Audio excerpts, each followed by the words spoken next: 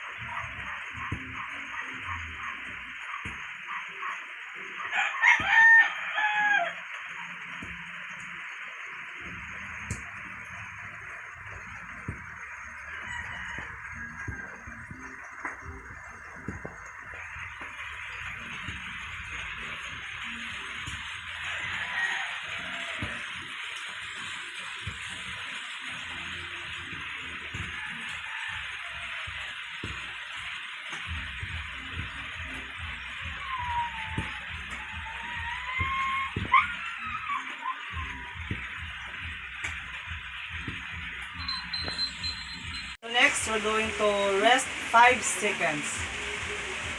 So now we're going to rate my pulse for 1 minute.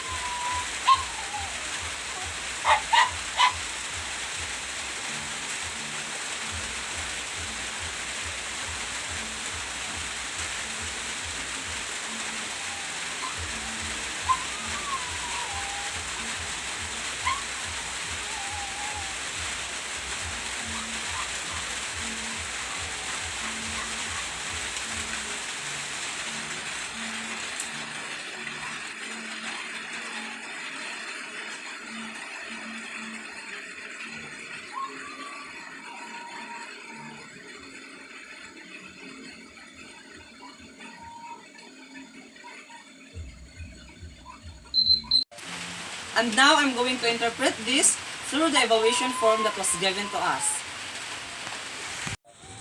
So now let's go into perform the partial curl-ups.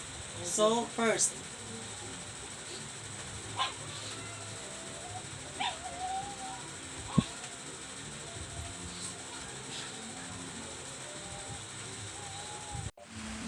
So now we're going to measure the subject's chest. So make sure that the subject must stand straight. So please raise your both hands.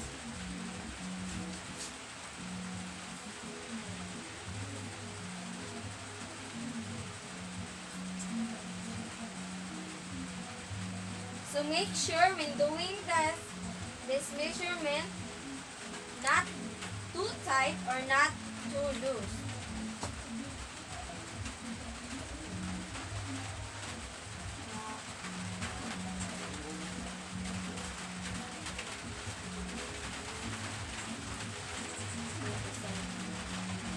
So the measurement of the chest is 27. Next is the right upper arm.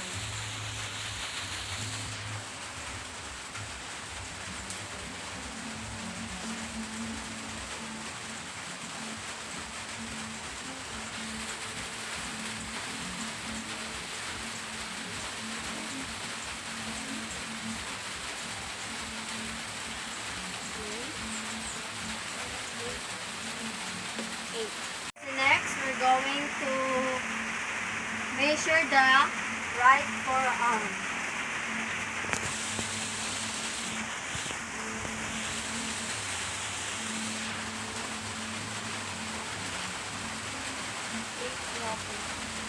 Nine. So we're going to measure his waist.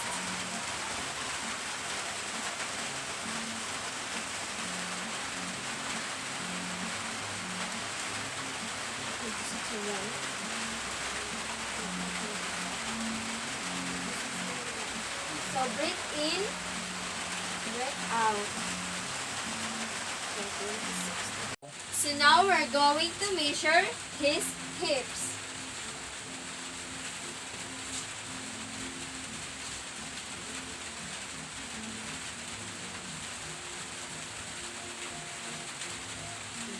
So now we're going to measure his right thigh.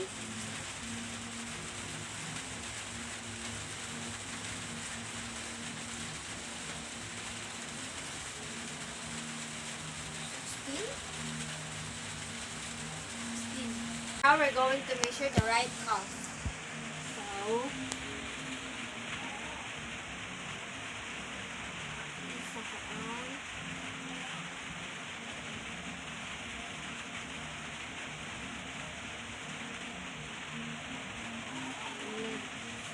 So, first we're going to do the lateral view, and we're gonna observe the head of the client if it is forward head. So as we can see, the client's head is bent forward rather, and then we're gonna put a check mark on the left side.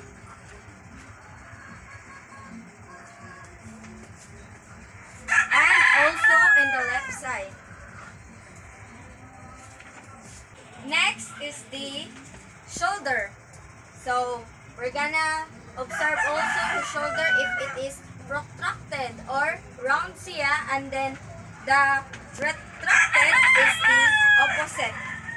And then so we're gonna observe, and then as what I have observed in the shoulders client, it is protracted because it is round. I'm gonna put a check mark on the correlation form. And then the left side also. So next, we're going to do the lumbo-pelvic hip. So we're gonna observe his anteriorly, if his hip is anteriorly tilted. So as what I have observed, it is anteriorly tilted. So both sides, left and right, anteriorly tilted of the client's hip. So I'm gonna put a check mark in the form. We're gonna perform the anterior view. So on the knees. So we're going to see if his knees is adducted or abducted. So as we observe in the client's knees is abducted because it. So we're gonna observe his feet if it is internally rotated or externally rotated. So, as we can see in the client's feet is that it is externally rotated. So, I'm going to put a check mark on the left and right.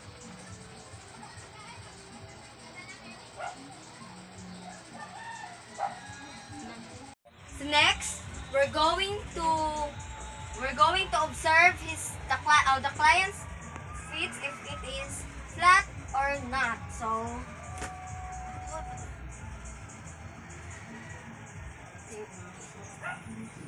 So as we have observed, or as we can see, the feet clients is not flat. So makita nato ang ballpen na going to perform the dynamic postural assessment. So the client must perform the overhead squat. So in anterior view, we're going to observe his feet if it is turns out or not in performing the overhead squat. So okay, please do the overhead squat rather. So we're going to observe his feet doing the overhead squat, and we observe that his feet is turns out. So we're gonna put a check mark on the left and right. Next, we're going to the knees. So let's do the overhead squat. So as we have observed in the client's knees, doing the overhead squat is moves outward. See? Moves outward. So we're gonna put a check mark left and right. See? So now we're going to observe the lateral view, and we're going to observe the lumbopelvic hip. So squat. So as we can see, or as what we have observed, the clients, when doing the overhead squat, there is an arc on this part of his back doing this squat. So I'm going to check left and right. Okay. So we're going to observe his shoulder if it is arm fall forward. So doing the overhead squat.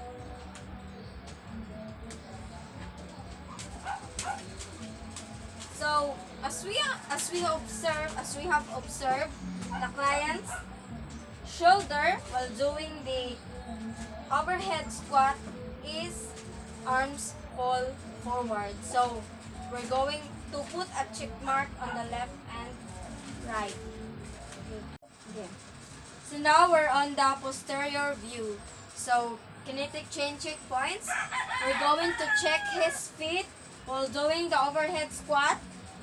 If it is feet is flattens or arises. So talikod. And then please do the overhead squat.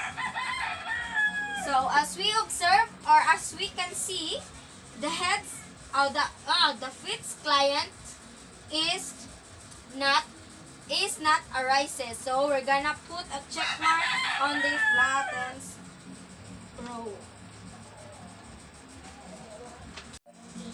And the lumbopelvic hip, we're going to observe if the client's hip is symmetrical weight shape, meaning it moves either left and right. So please kindly do the overhead squat. So as we have observed, it is not moving left and right. So shoulder, we're going to observe the client's shoulder if it is elevate when doing the overhead squat. So please kindly do the overhead squat. So as we can observe, have observed, the shoulders client is elevate.